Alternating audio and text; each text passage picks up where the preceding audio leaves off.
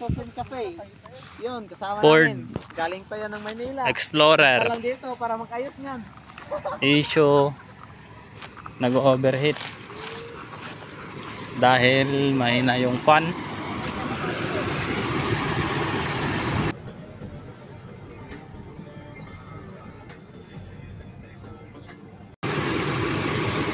Walang pambili ng bagong fan kaya nilagyan na lang ng silicone. Ayun, malakas na yung fan. Dahil DIY tayo eh. Try namin to, test drive dito sa Valencia. Okay naman, normal temperature hanggang 80 to 90 lang. Wag puro trabaho. Gala rin. Aray ko. Nga.